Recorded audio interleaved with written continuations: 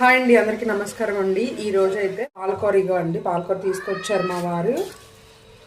పాలకూర meal maker curry చేస్తాను, చూసేయండి. నచ్చితే కనుక సబ్స్క్రైబ్ చేసుకోండి, లైక్ చేయండి, షేర్ చేయండి. ఈరోజు అయితే పాలకూర నాకు ఫేవరెట్ కర్రీ అనమాట. పాలకూర మిల్ మేకర్ కర్రీ అనమాట. చాలా బాగుంటుంది టేస్ట్ అయితే. ఇప్పుడు పాలకూర అయితే క్లీన్ చేసుకున్నాక కట్ చేసుకున్నాక చూపిస్తాను.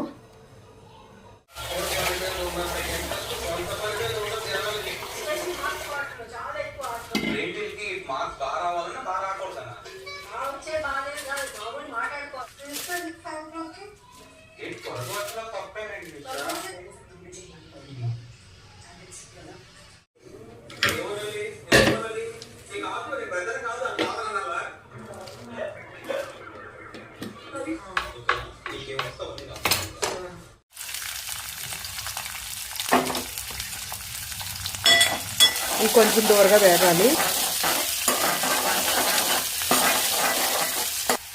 ఉల్లిపాయ వేగిపోయింది కదండి. ఉల్లిపాయ కొద్దిగా దూరగా వేగిన తర్వాత కొంచెం కారము,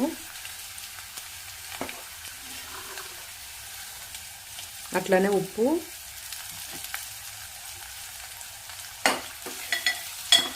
ఒకసారి ఇలా కలిపేసుకోవాలి.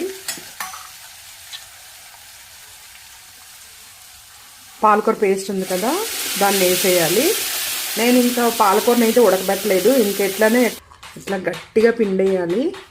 ఇందులో వాటర్ లేకుండా గట్టిగా పిండేసి మిల్ మేకర్ని ఇట్లా మంచిగా గట్టిగా పిండేసి దీంట్లో వేసుకోవాలి. ఇంకా నేను మసాలాలు వేయలేదు, నచ్చితే వేసుకోవచ్చు, ఎందుకంటే అంత మంచిది కాదని నేనైతే వేయట్లేదు. అది టేస్ట్ ఇలా ఒకసారి కలిపేసి చూసుకుంటా ఉండాలి, అడిగంటకన్నా ఉంటుంది.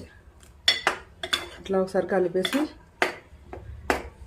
మూత పెట్టేసుకొని ఉడికిన తర్వాత చూపిస్తాను. చాలాసేపు ఉడుకుతుంది అనమాట. ఉడికితేనే బాగుంటుంది. బుడగలు వచ్చే వరకు ఉడకాలి. మన కారం స్పైసీ మన ఇష్టం అనమాట. పచ్చిమిర్చి వేసాను కాబట్టి కొంచెం కారంగా ఉన్నాయి కాబట్టి కొద్దిగా కారం తక్కువ వేసాను అనమాట. మిల్ మేకర్ పాలకూర రెడీ అయిపోయిందండి. చూడండి, వాటర్ అయితే ఎక్కువ పోసాము, దగ్గరగా ఉడికిపోయింది. బాగా దగ్గరగా ఉడికింది కదా. నచ్చితే ఈ వీడియో సబ్స్క్రైబ్ చేసుకోండి, లైక్ చేయండి, షేర్ చేయండి. అలాగే పాలకూర మంచిది కాబట్టి చేసుకోండి, తినండి.